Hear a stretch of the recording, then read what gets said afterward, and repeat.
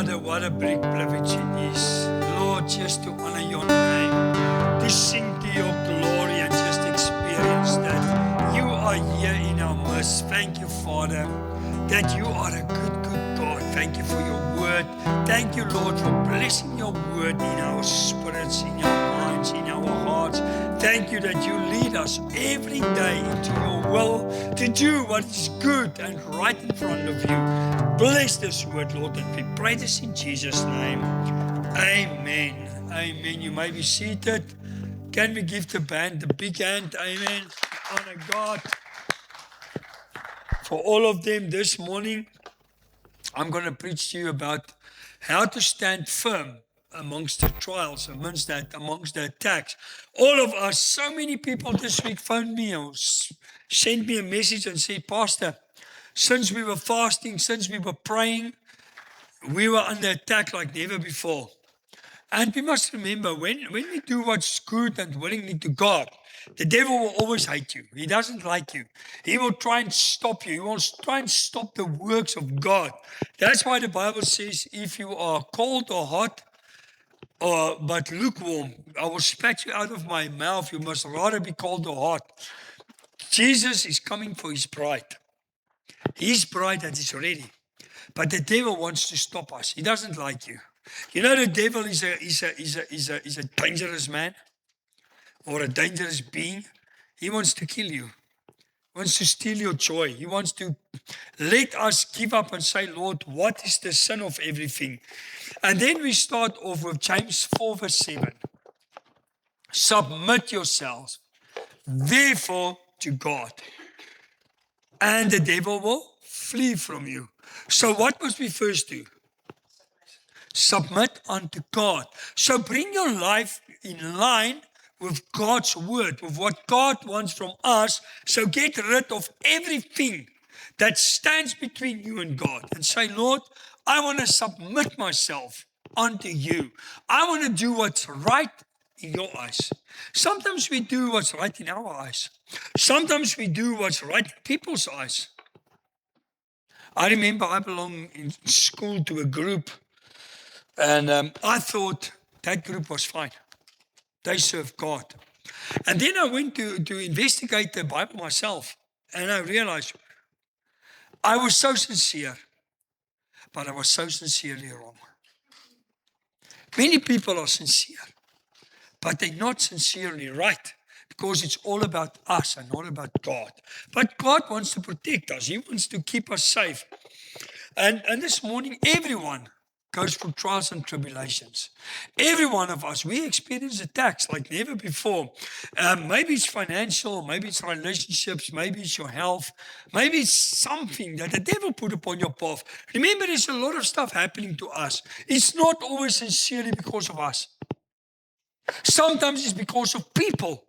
If a guy swerved in front of me and hit my car, I was just driving normally. It's his mistake, but it cost me. So a lot of us, we experience attacks. The devil wants to put us in a spot where we say, Lord, what is the use of serving you to the fullest? And then what does the devil do? He makes us negative. Many people, you hear their words. They say, I believe positive, but they don't. You can't believe one thing and speak another thing. The Bible says the fountain cannot bring up good water and bad. Either you have the one or you have the other one. And then I want to take you to Hebrews 13 verse 5. Second part. Let your conduct be free from the love of money. Be satisfied with what you have. For he said, I will not leave you. I will not forsake you.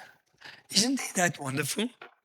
That the God of the heavens, the God Almighty, come to you and me and he says to you, I will sustain you. I will help you, but I will never leave you.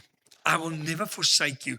How many times in our lives do we call and say, Lord, where are you? Lord, when are you going to answer me? Lord, are you going to answer me? Lord, do you still love me? Sometimes, we throw pity parties. And we all do it from time to time. We all do it. We feel sorry for ourselves. But I've got good news. God says, I will never leave you. I will never forsake you. He's always there. In your baddest days, in your best days, He's always there. We are not always there, but He's always there. Even if we move away from Him, He moves with you. You don't move alone. He never leaves you. He never forsakes you. Verse 6. Therefore we can boldly say, the Lord is my helper, and I will not fear. What can man do to me? I think it's in South Africa.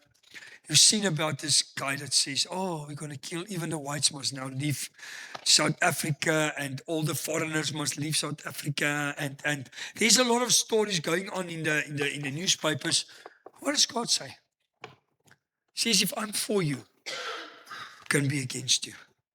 I remember in 2000, they said, oh, we must gather food because the planes is going to fall out of the sky because of the millennium that changed and all that stuff. And then it was the 94 election, and they said to some culture groups, you must now obtain food because you're not going to survive. You must have a lot of food because the new government will take everything. You're going to have nothing. And then it was this night of the long knives. You heard that thing that the people that was talking about, the night of the long knives, where they says all the whites is going to be killed and there's going to be bloodshed in South Africa, and we don't believe that. People try to, he says, don't fear. The devil brings fear. He wants me and you to put our trust in fear. What is fear? Spirit. And we're not going to bend under that spirit. We're going to say, Lord, we leave the spirit of fear and we take up the spirit of faith. I believe we are the best place in the whole world now for God. The Christians is at the best place to do something for God. People don't know what to do anymore. They don't know where to go. We can lead them to God. That is our biggest or our second biggest command that God gives us. Love Him and your neighbor as yourself, equal to that. So what is the biggest love you can show to your neighbor? Lead him to Christ. If he wants food, give him food, if you have. If he needs clothes, give him clothes. But in the end, work with a plan to say, Lord, it's about his soul. I want to take him to Christ. Okay. To stand firm on, if you have experienced attacks, what is the first thing we need to do? Identify your enemy, and with that, know where your help comes from. Know who's your source, who's going to protect you, your source of power. What do? When the attacks come, what do? We attack each other. When you get agitated, when you get cross, when things doesn't work out, what do? We take it out on someone else. We come into the church and we're grumpy. You come into your house, you're grumpy. Wherever you go, you are like a moaning roller coaster. Just keep on going on. And that's what the devil wants. He wants us to react and act in the flesh. That's not what God wants. God wants us to have this spiritual thing, because where's our battle? It's in the spiritual world first. They are working against us. The devil is kicked out from heaven. Everything on this earth, every bad thing comes from him. He started it. And you think he's going to rest? Doesn't like you. When is he attacking you most? When you pray, when you fast, when you read your Bible, when you do good. When you are good to people, the first thing he wants to tell you is, see what you did to those people. They don't like you anymore. You did this and look how they treat you. What did Jesus do to us? How do we treat him? We live without a relationship sometimes with God, but he still loves us. Ephesians 6 verses 12 says, for the struggle, identify your enemy. For the struggle is not against your brother and your sister. It's not against the guy next to you. It's not against the government. It's not against the municipality. It's not against them. It's against but flesh and blood, but against the rulers, against the powers, against the world rulers of the darkness of this age, against the spiritual forces of evil in heavenly places. See, but how do they operate? They use a body. They like to infiltrate the body and tell that body, go and kill someone, and tell that body, be wary. Tell that body, you are tired, you can't do it anymore. You see, he infiltrates your mind. And your mind, whatever you do in this mind, it goes to your soul, or your mind is part of your soul. It's infiltrating your soul, where's your mind and everything, and then it goes to your spirit and your body. It affects your spirit to the good and it affects your body to the good or to the bad. We must decide. What do we sometimes do? People wrong us. They do something to us, and what do? We keep awake at night, and they sleep. I did tell him was the story of the guy that owned his neighbor 10,000 rand. So that night he couldn't sleep. He was on this side, on that side. And then his wife eventually, she woke up, she said, my husband, what's wrong with you? He says, you know, I owe our neighbor next door, I owe him 10,000 rand. I can't give you this morning. I had to give him this morning. She says, no problem. She stood up, she went to the window and she screamed, Pet! Pet! About the fifth time after she screamed, Pet! He opened the window and she says, hey man, what's wrong with you? It's 3 o'clock or 2 o'clock in the morning. Why are you going on like that? So I just want to tell you, that money my husband owe you, he hasn't got it. He's not going to give it to you today. So forget about that money. She closed the window. She said to me, now you can sleep and he can worry. See, the devil uses people to keep us awake all night. Circumstances that we can't change. Rather get a good night's sleep and say, Lord, work in my heart, work in my spirit. Give me a plan. Tell me what to do to sort out this thing. Now we worry. Worry cannot. If you worry, you die. If you don't worry, you die. So why worry? See? When you go through these trials and tribulations, where's your source? Exactly. But do we make God our source? We say He's our source. Then we have a plan B, a plan C, and a plan D, and everything. And then nothing works out, and then we cross with God. He wants to be your source. He wants you to be your go get someone to go to and say, Lord, here I am. I'm looking up to you, Lord. I can't do it on my own. Help me. But you see what we do. First go to people. And then sometimes people give you a solution. I remember many years ago, I needed some money. And my wife was working at the place. I was still staying in Boksburg. And she said, you know what happened today, just now? A lady came from lunch and she went to a certain loan shark. They gave her money like that. I says, go and make a loan. 10,000 rand that time. And as I put the phone down, I heard God saying to me, what are you doing? It's plan B. I phoned my wife back. I said, oh, sorry. That was not faith. I didn't trust God. I wanted to make my own plan. You can't make debt to pay debt. And you know what happened? That was the Thursday. The Friday or Saturday afternoon, or Saturday morning, a guy came to me. He gave me that days it was a check. Gave me a cash check, 10,000 rand.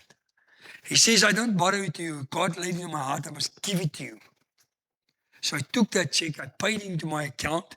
And guess what? Monday morning when my debit orders went off, I had enough money. But if I trusted my own source, I would have sit with a lot of debt and I couldn't even pay that debt. That was just when I left the police. I was without a job for 6 months, sitting at the house, doing nothing, trusting God. You can't trust God and do nothing. But that's what I thought. Lord, you said to me, leave the police. Now I left the police. Now I wait on you until one day God woke me up and says, where's your CV? Put your CV in the market. You're not going to get a job by sitting at your house and pray all day. You must pray. You must first pray. Then you must ask God. After prayer, there's always something. Did you hear Jesus? Did you see Jesus? Someone there outside is busy burning out. I just see the smoke. Maybe they vape. All right. I lost my place.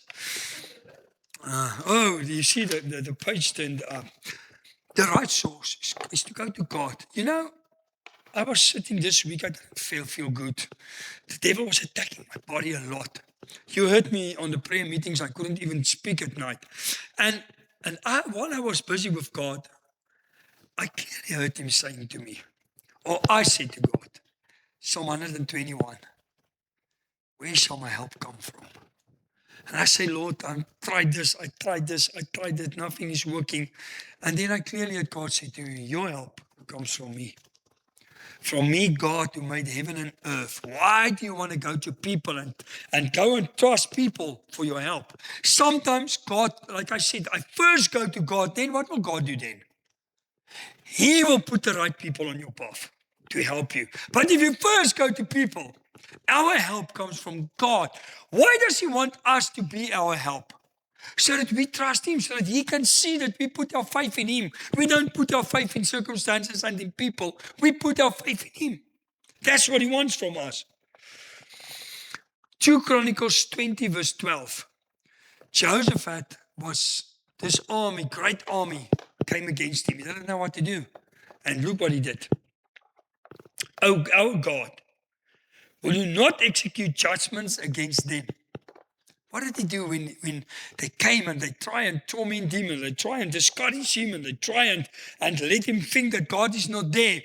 He went to God and he said, Lord, will you not execute judgment against them? If you try and put judgment against people, you try and judge people, you try and sort it out in your own body, your own flesh, you're going to have problems. Give it to God. He will have the judgment. And then he says, for we have no power before this great multitude that has come against us, and we do not know what to do, but our eyes are upon you. See, first he says, I don't have power. I don't have strength to do it on my own. And what did he say second?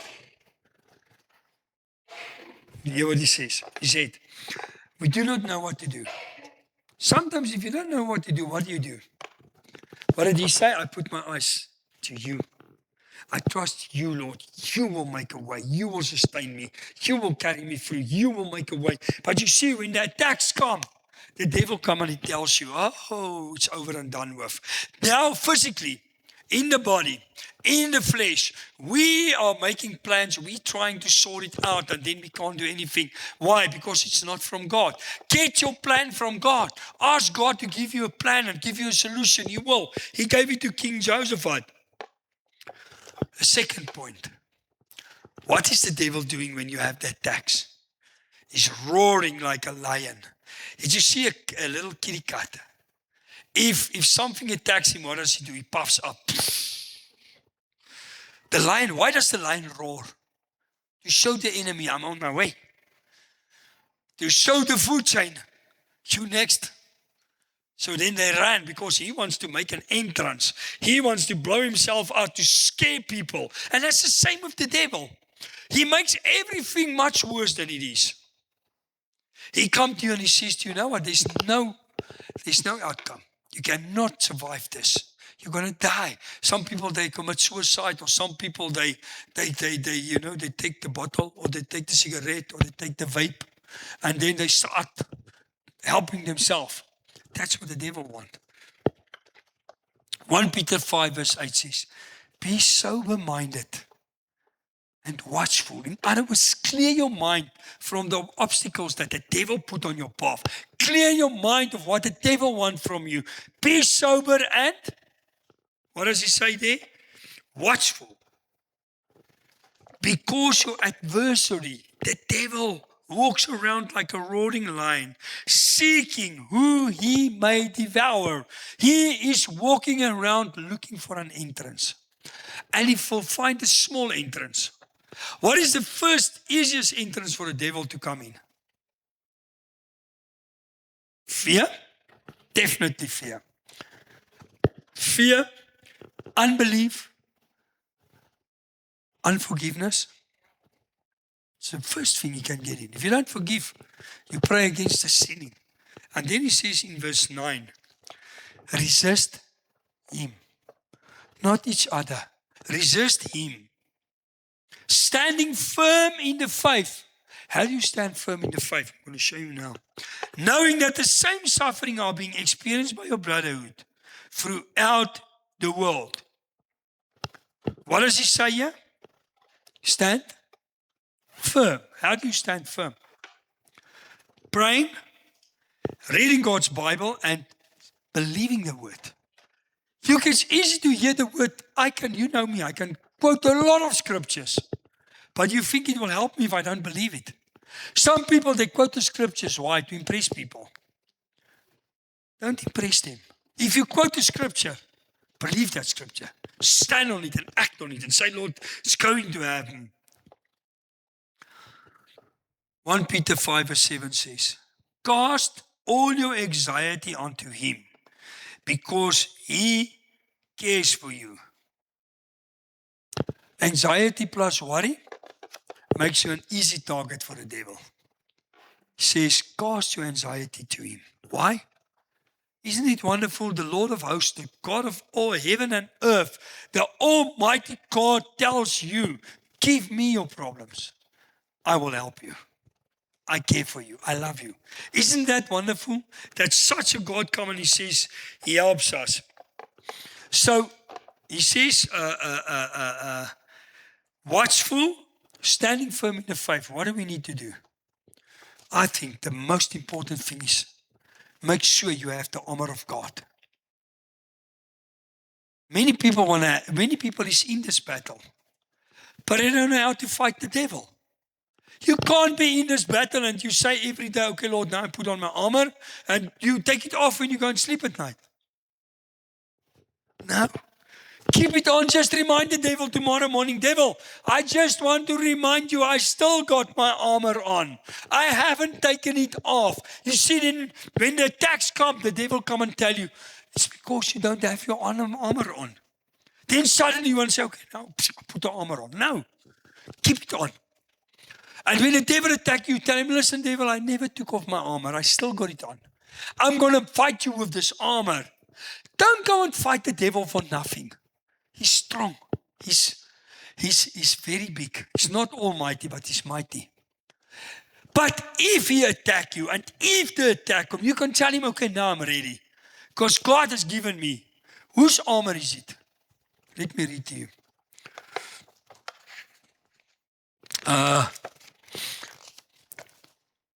I didn't write it down here.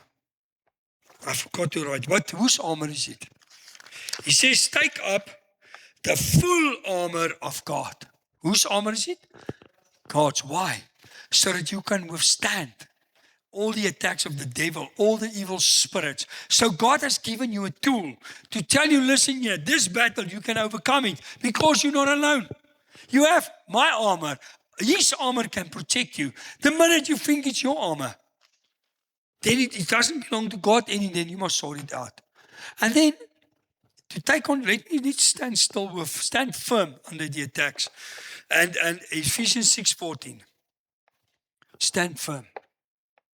See, many people, they stand, but they don't stand firm.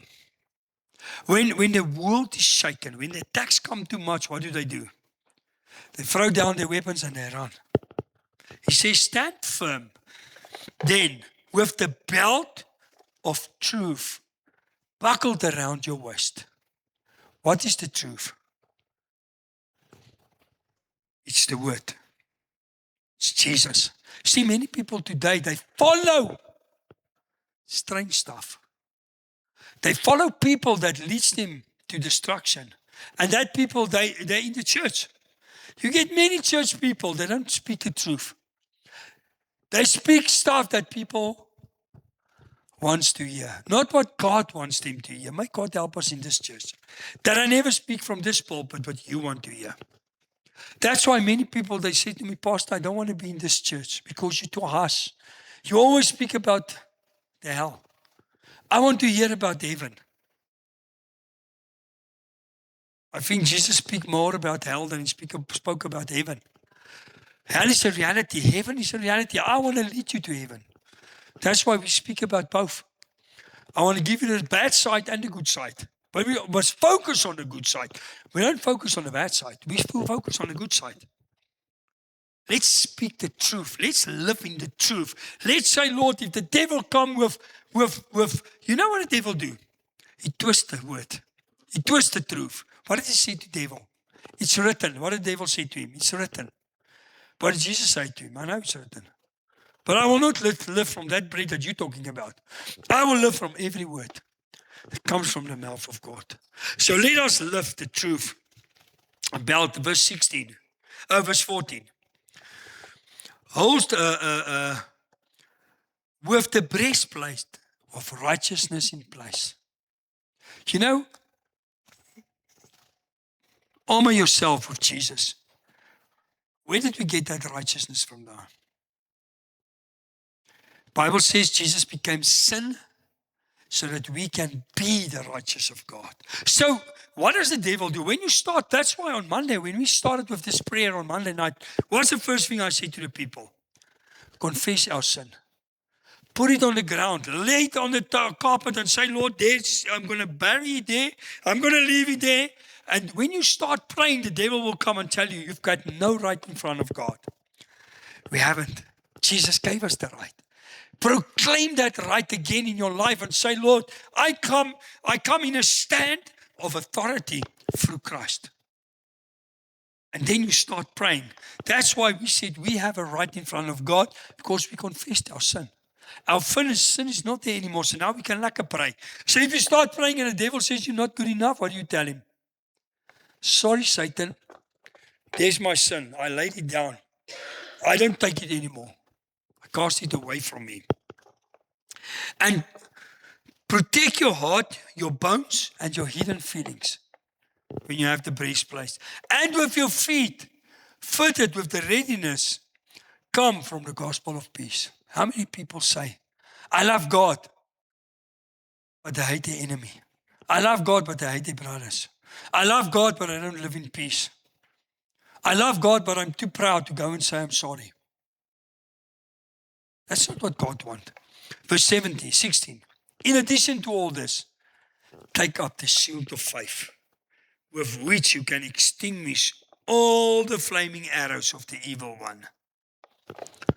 What is flaming arrows? What's the biggest flaming arrows that the devil brings to us today? Is doubt, fear, and lies. He lets us doubt what is written in this book. And that arrows come, and your faith is there. Your shield of faith is up. What does the arrow do? It goes at the shield. But when do we lower the shield? Speaking negative. Speaking against God's word. And how many people say, I believe God's word, but you hear them speak? Then you hear, but that's not what God's word say. Unbelief is not God's word. Not to trust God is not His word. He wants us to go and repent. And then He says, and the helmet of salvation and the sword of the Spirit, which is the word of God. Fight the devil with your spiritual sword, the word of God, so that when you don't fight the devil with your own ability, you can win the devil with your own power. But you know what's going to happen? You will win the first round, but you will not win the battle. But if you fight the devil with God's armor, with God's weapons, you will not only win the first round, you will win the battle. Why? Because Jesus already did it for you. So you just basically take up that armor, you take up that shield, you take up that battle, you take up that weapons, and you say, devil, here it is. God gave it to me. I trust. I'm fully equipped with the armor of God. Then the devil have to flee. The Bible says he will fall on you in one road, but he will flee from you in 7 roads. Isaiah 54 says, if the attack come, it's not God. He that attack you will fall over you. No weapon formed against you shall prosper. But you see, we must start proclaiming God's word over our life. And if the devil attack you, attack him back with God's word. Same it is written. And then the last thing. What do we need to do? Keep watch and pray. He says in Ephesians 6:18, and pray in a spirit on, what does he say there? When? In all occasions. When is all occasions? When we come together, we want to pray, but then we gossip. We want to pray, but then we make foolish jokes. Let's learn, teach each other, and say, when we come together, when you come to a person and you hear them talking negative, what do? Start praying. Say, no, brother, no, sister, I hear there's something not like here. Let me pray. Let us pray for that. Have you think if all of us can start doing that, South Africa and the whole world and your environment will be more positive. It starts with us. Say, we're not speaking with the devil, we speak against the devil. Matthew 26 verse 41 says, watch and pray. Why? So that you not fall into temptation. How many times do we say, me too, including, I'm only flesh. That's why we're too much flesh, because we don't watch and pray. If you watch, you read the Bible, you say, Lord, I want to watch the strategy of the devil. Give me your word so that I can stand against him. Watch and pray. Speak God's word. And then confess. If you go through a trials and tribulation, what do you confess over yourself? Start confessing God's word. I've got a lot of scriptures. You'll always hear me pray. Some scriptures I pray over and over. Why? Because I believe him. I trust him. Jesus took our sin on him so that we can be the blessed. But the devil reminds you of your sin. Took our punishment on him so that we can be blessed. Took all our iniquities on him. Then 2 Corinthians 10 verse 4. For the weapons of our warfare are not carnal, but mighty through God to do what? To pull down strongholds. Whatever your stronghold is, God has given you the ability to pull it down. It's up to you. You must make the decision. Verse 5, 2 Corinthians 10 verse 5. While we demolish arguments and plans. You know, as we sit here, the devil has a plan for you. Wants to, what does John 10:10 says? He destruct, he destroy, and he steal. He wants to destroy your life. He wants to distract you. He wants to steal your joy. He wants to steal your life. Stand up against him. And every high thing that exalts itself against the knowledge of God. There's a higher power, my brother and my sister, a working force in the world that if people need answers, they don't go to the Holy Spirit, they go to Google. They don't read the Bible themselves, they hear what Google says. Read your Bible. All the strongholds to the knowledge of God. In other words, that the word of God cannot be revealed to you. Pray. When you read something, pray and say, Lord, Holy Spirit, reveal it to me. Give your revelation into my spirit so that I can understand. And then he says, and then take captivity, every thought to make it obedient to Christ. The devil infiltrates our thoughts. And then our thoughts, the devil says, cannot do it. You're not good enough. Take your thoughts into captivity in line with God's word and say, devil, I rebuke you. You say to me, go down, but Job said, go up. If the devil says you cannot do it, you say, I can do it. He made you the head and not a tail, to go up and not down. Start proclaiming God's spirit and God's word over your life. And then I want to end off with Isaiah 41 verse 10. So do not fear. Why? For I am with you. Say to the guy next to you, God's with me. I'm not alone. God is with you. You're not alone. Do not be dismayed, for I am your God. I will strengthen you and help you. Where does my help come from? From the Lord of heaven and earth. See, proclaim God's word. And strengthen you and help you. I will uphold you with my righteous right hand. Why does he say his right hand? Where's Jesus? Who paid for our sin? Jesus. It's God's right hand. He's the author of this earth. He's helping us on this earth. He sent His Spirit to be with us, to dwell inside of us. His Son, what is Jesus doing at His right hand? He's saying, Lord, there's Malcolm. God will say, his son, I'm going to send him to hell. Then Jesus says, I've got the scars. I paid the price for Malcolm. I paid the price for you and me. So you see, stir yourself. When the attacks come, take God's word inside of you and confess the word. It doesn't help you to confess the word if you don't believe it. Ask God every day to give you a new revelation, to give you a new word. And then he says in Isaiah 41 verse 12, though you search for your enemies, you will not find them. Those who wage war against you will not be as nothing at all. I want to tell you, if you're afraid of xenophobia in South Africa, make a choice today and say, Lord, this war is not against me. This war is against what I can do in you. You sent me to South Africa to make a difference. You put me at my job to make a difference. I am placed where you want me to. So, Lord, the world can shake around me, but I will stand firm because you protect me. Don't be scared. Don't be scared of what's going to happen on the end. What is it, the 28th or the 30th, or when was it? No, the 30th. Don't be scared. God is your protection. Why do we confess Psalm 91 every Sunday? To believe it. To act on it and say, Lord, I'm safe. You sent me to this country to make a difference. And I'm living out my testimony. And then pray for your other brothers. There's a lot of people that maybe not supposed to be in South Africa. But maybe they struggle at the house. There's no food. There's no job. Pray for them if they have to go back, that God will change that country. That God will provide for them as well. They are our brothers. We must pray for them. Let's pray for our South African brothers that's causing this xenophobia. Let's ask God to work in every one of us hearts. I believe God wants to change the world through His Spirit. But let's give them today. From today, start praying in the Spirit for them. Say, Lord, you're not going to stand on the devil's fear. You're going to stand on your word.